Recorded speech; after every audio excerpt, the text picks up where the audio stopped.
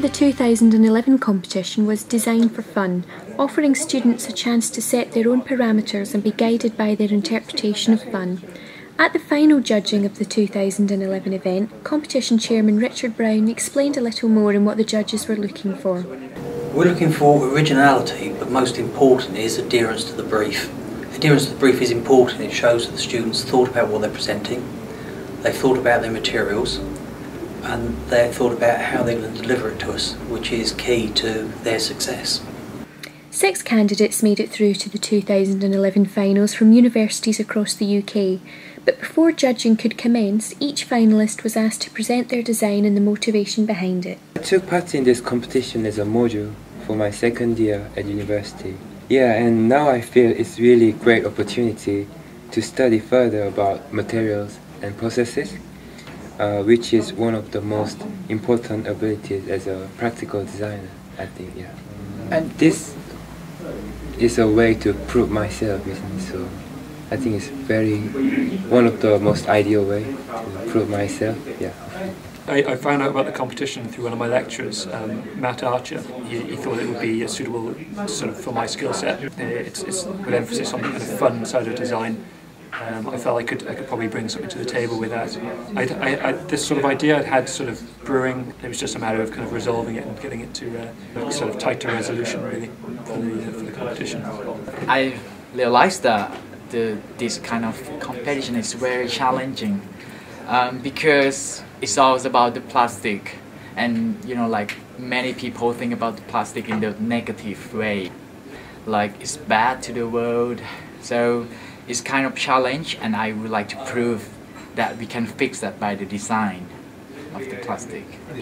Originally it was an assignment given to us by our university, but I looked upon it as a good opportunity to present in a professional manner, and also the headline sponsor was another key plus, knowing that I'd be presenting to key people in the industry. I mean, obviously something like this looks pretty good on your portfolio, to be able to say that I've been a finalist in a nationwide competition. So obviously being a finalist is going to be key to progressing my career and getting into some sort of consultancy position and potentially managing a design firm. I found out about the competition through university.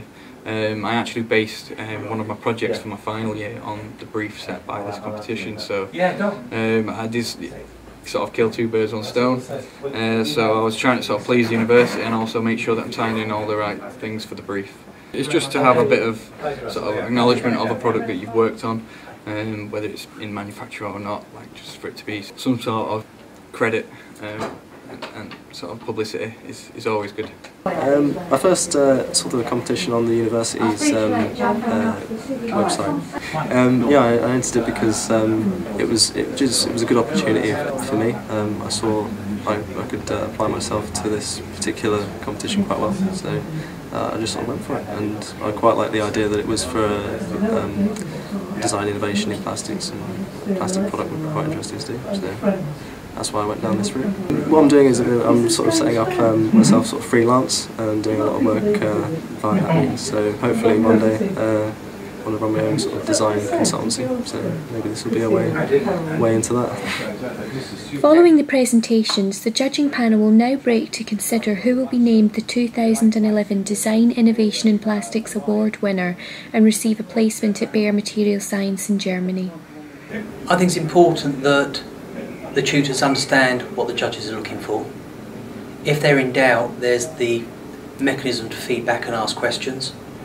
It's well supported by Bayer for material selection, which again is quite key. And the going out to the universities and offering the service, it's important the universities take up that offer, because we can't force ourselves on them, but the universities have accepted that visit from Bayer. We see that fed back through the quality of the entries. The awards ceremony will be held on Friday, July the 1st at the Institute of Material, Minerals and Mining in London.